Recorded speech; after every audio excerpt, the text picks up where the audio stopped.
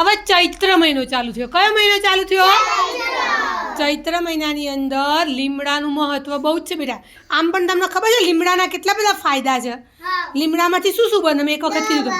દવા બને, સાબુ બને, શેમ્પૂ બને, ઘણી બધી વસ્તુ બને છે. બરાબર. લીમડો આપણા માટે ખૂબ જ ગુણકારી છે. એ જ રીતે અહીં આ શું જ ભાઈ? મોર.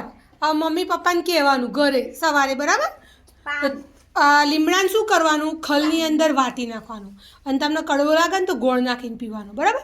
જો ભાઈ લીમડાનો મોર પીએ તો તાવ આવે નહીં. લીમડાનો મોર, લીમડાના પાન, લીમડાનું દાંતણ બધું જ ઉપયોગી છે. બરાબર. એમાં શું કહે છે ભાઈ?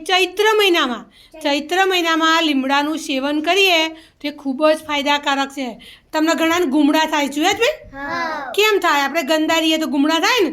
હાથ પગ ચોખ્ખા ના રાખીએ તો શું કરવાનું? લીમડાના પાનને બરાબર પાણીમાં ઉકાળી અને નાહવાનું. એનાથી પણ આપણી બધી જીવાત જતી રહે. એનો લેપ લગાવવાનો. લીમડાના પાનનો ઉપયોગ કરવાથી ઘણા બધા ફાયદા થાય છે. બરાબર. હવે દાંતણ. તમે લીમડાના પાનથી દાંતણ કરો ને બેટા તો તમારા દાંત ચોખ્ખા રહે, કીટાણુઓ ના થાય. હવે આપણે બ્રશ કરતા થઈ ગયા.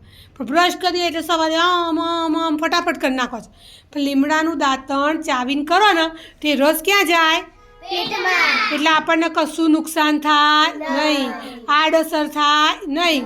તમે તો બધા નાના છો. તમારા મમ્મી પપ્પાને લીમડાના પાન, લીમડાનો મોર, એનો રસ પીવે તો ડાયાબિટીસ કંટ્રોલ રહે. બીજા ઘણા બધા એવા રોગ છે કે જે લીમડાના પાન અને મોર પીવાથી થતા નથી. ઘણા છોકરા વારે ઘડીએ બીમાર પડી જાય. આપણે આરતી બહુ બીમાર પડી જાય છે.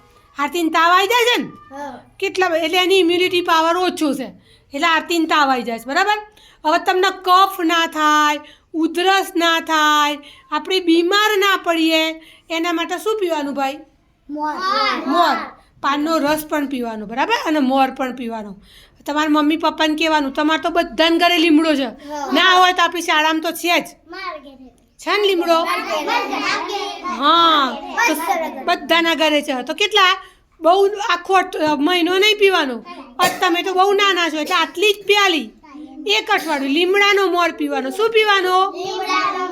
લીમડાનો મોર, લીમડાના પાનનો રસ. ચલો બધા એક એક દાંતણ લઈ લો તો બેટા.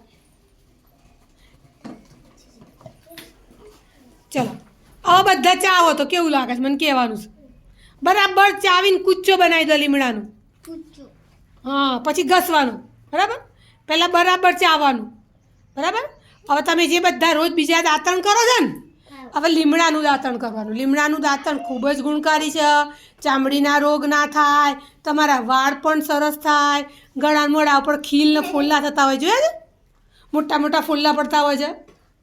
એવું કશું થાય ને તો શું કરવાનું? લીમડાના પાનનો લેપ લગાવી દેવાનો. શું કરવાનું? લેપ લગાવી. ચલો બધા દાંતણ ચાવો તો બરાબર. કડવું લાગે જ ભાઈ? કોના કડવું લાગ્યું? ચાવો બરાબર.